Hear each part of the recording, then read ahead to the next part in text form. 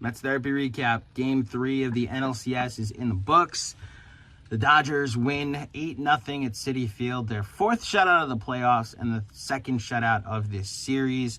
Walker Buehler goes 4 innings, gives up 0 runs, did run into some traffic, but got the job done for his team. And then 4 other relievers combine on the shutout. Luis Severino, 4 2/3, gives up 2 unearned runs in a pretty messy 2nd inning, caused by some shaky defense, a bad decision / throw by Alvarez, and then Severino just not being able to hang on to the ball. The Gold Glove finalist, Luis Severino, as a fielder's choice and an infield single leads to the first run. And then, ironically, the mess that was created with bad defense, some spectacular defense from Tyrone Taylor, kept it at 1 run on the sac fly. I'm going into detail on that 2nd inning because it decided the game. The Mets did not score tonight. So those 2 unearned runs, unfortunately, are why the Mets lost this game. And yes, like, Kike Hernandez hit the home run to make it 4-0. And I know what the Baseball Savant page says, that before the 7th inning, the Mets were like supposed to have more luck. Like the Vientos fly out to center field, stays in the yard because it's a windy night at Citi Field, and it was out at 5 ballparks. The Alonso fly out to left was gone at 5 ballparks. The Lindor fly out before the Vientos fly out was gone at a couple ballparks. It doesn't matter. Like, the process, you could say, like, was fine. It just wasn't their night. The Mets aren't scoring runs, regardless of good fly balls or not. You know when I could have used a really good productive fly ball? When Francisco Alvarez was up with the bases loaded in the 2nd inning, because Buehler was on the ropes. He hits a fly ball there. Maybe you get it 2-1. Maybe this is a game, and didn't happen. And 2 things I think are happening in this series. And I know Ohtani went deep. I actually don't know who hit the last home run because I was driving. I went to watch this game with my parents in Long Island. It was Muncy. Man, he's having a series. So Max Muncy, it's the last one. I wanted to beat traffic, so I left after the 8th inning to avoid Citi Field traffic, because God knows people are going to be miserable leaving the ballpark tonight. 2 things are happening in my mind. The first thing, the Dodgers, as I mentioned after game 1, their game plan of not chasing, it just works so well against a Mets team that is begging you to get yourself out. That is begging you to chase. And unless you have Edwin Diaz stuff or 1st inning Luis Severino stuff, you're not going to get a lot of people to chase. Like, that's eventually what turned, what did Severino in, and it's what did Manaea in yesterday.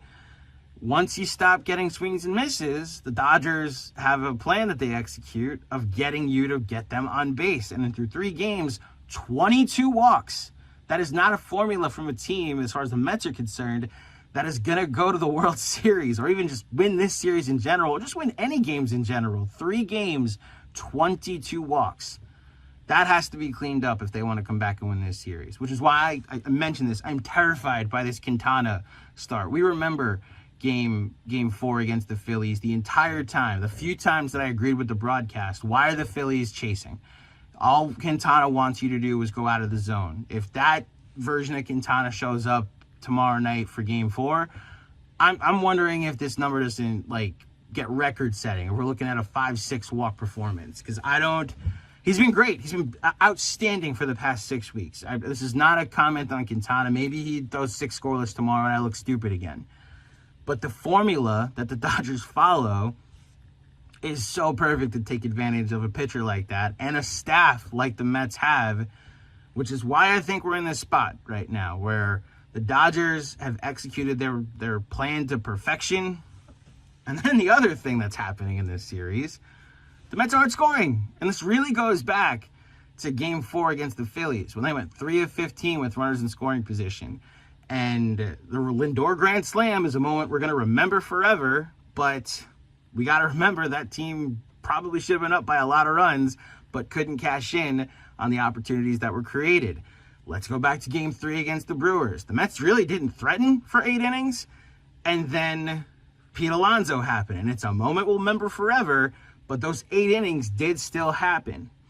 And it's why this magical run that they've been on has almost masked some of the downer moments that have happened in this postseason, where they just haven't been hitting, haven't been scoring, haven't been cashing in on opportunities. They're having good at bats. That's the thing. I'm not saying they're not. I don't want to go full like the offense sucks, they shut down, because they're creating opportunities. They have 7 different guys that came into this game with on-base percentages over 330. Getting 7 different guys on base 33% of the time is a recipe for scoring runs if you can cash them in. The problem is that if you're just setting the table and no one's there to clean it up, you're not going to score a lot of runs. And unfortunately, the bottom of this order, Jose Iglesias, 1 for 4. When did that one happen? That must have happened on my drive home. Jose Iglesias is hitting 225 with a 262 on base and a 225 slugging.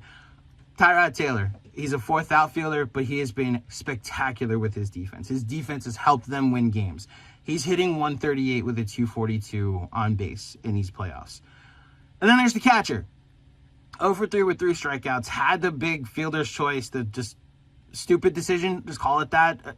He's a kid. He's 22 years old. He's playing the playoffs for the first time. So much pressure on him. He did not look competitive in this game tonight, unfortunately. And I even want to, give Mendy a pass, because, the backup is not an upgrade, but we're at the point of just somebody different. And he said after I saw the comments, he said, I'm going with my righties tomorrow, which, the JD Martinez for Jesse Winker, I disagree with it, but JD Martinez had a 375 on base coming into this game. He actually has been pretty productive at the plate.